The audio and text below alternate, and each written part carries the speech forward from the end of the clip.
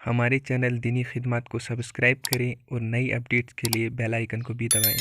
ایک دفعہ انڈونیشیا میں جب ہم تھے، بہت سالوں کی بات ہے، 40-45 سال پہلے، وہ کام نہیں تھا، پہلی جماعت تھی، تو لوگوں کو محنت کے اس طریقے سے بہت شوق ہوا، بہت شوق۔ تو ایک جگہ ہمارا پروگرام ہوا، تو انہوں نے ہمارے جانے سے پہلے ایک ٹیکسی منگوائی، اس پر مائک فٹ کیا اور اس کو لے کے پھرے، جیسے کہتے ہیں اس طرح لوگ آ رہے ہیں، علماء آ رہے ہیں، یہ آ رہے ہیں، وہ اتنا بھاری بنایا۔ جب ہم داخل ہوئے تو پھر رہی تھی وہ،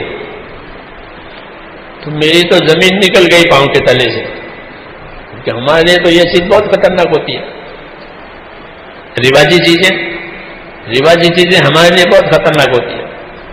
میں نے وہ ٹیکسی کو روکا، میں نے کہا یہ کیا، یہ آپ کے لیے کر رہے ہیں؟ میں نے کہا ہمارے کرنے کا طریقہ الگ ہے، آپ اتر جاؤ۔ تو اس کو اتارا، اثر کی نمک بھی نہیں پڑی تھی، پھر رہے تھے۔ رواجی چیزیں ایسی ہوتی ہے، اصل چیز تو ہوتی ہی نہیں۔ پھر اس کو اتارا، اس کو سمجھایا، اثر کی نمک پڑی، اثر کے بعد اس کو گش میں لے گئے رہبر بنا کر۔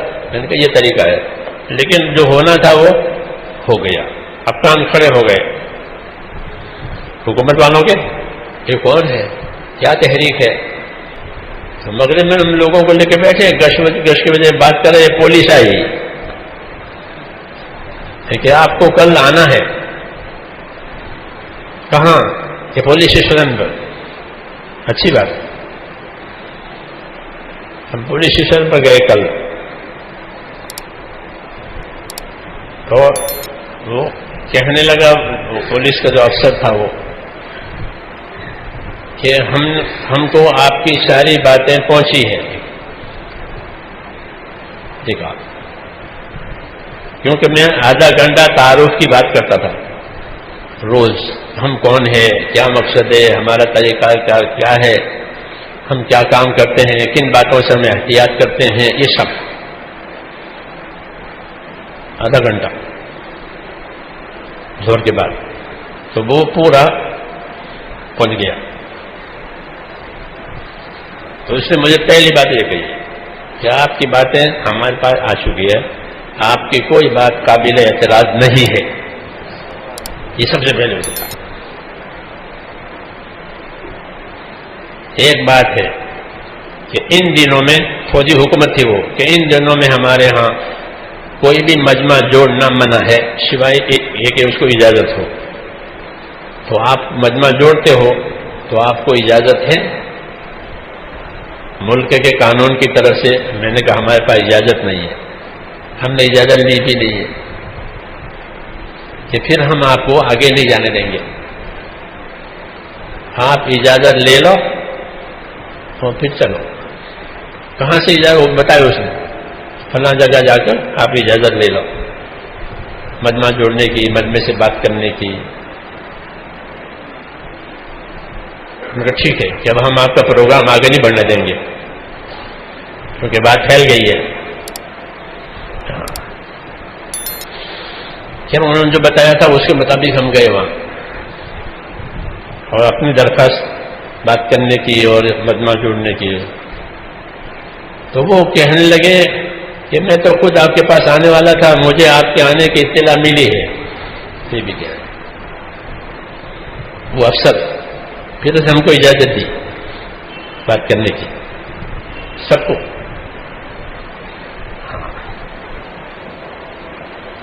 یہ کیوں؟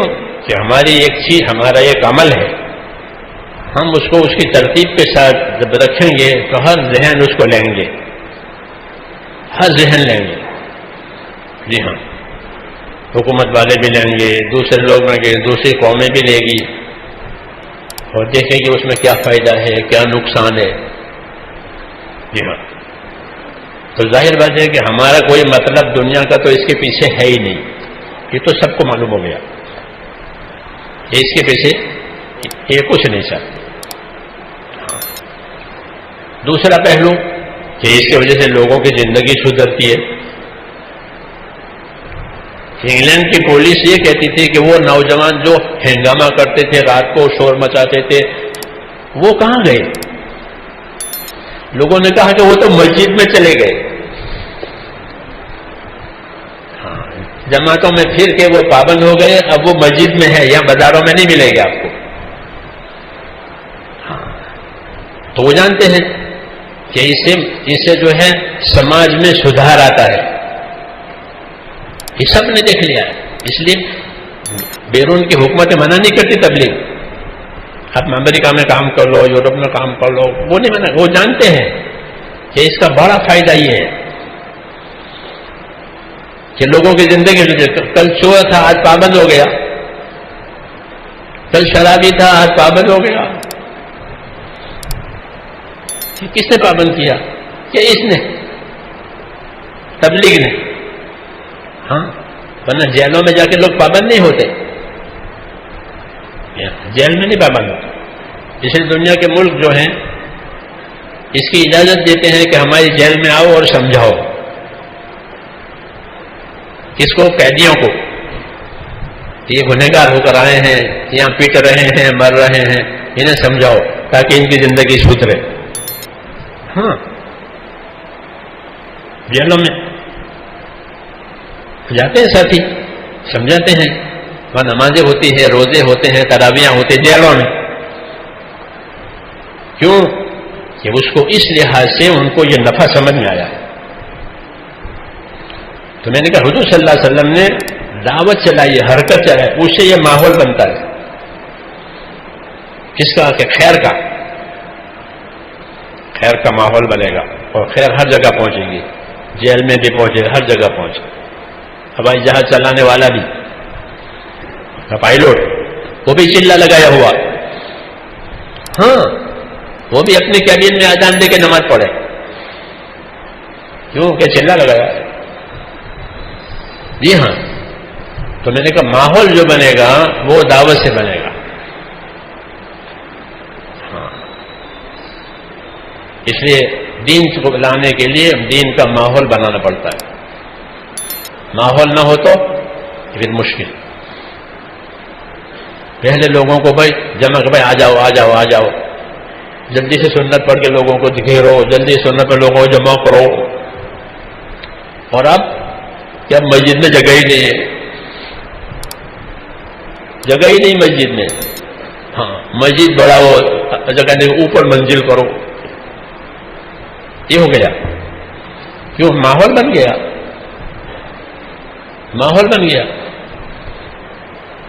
اس لیے یہ ضروری ہے حرکت. وہ حرکت کے جیسے دین کا ماحول بنے، لوگوں کو ایمان سمجھ میں آوے، اعمال سمجھ میں آوے، عبادت سمجھ میں آوے، لوگوں کو اخلاق سمجھ میں آوے. کہ بھی دعوت اخلاق کے ساتھ.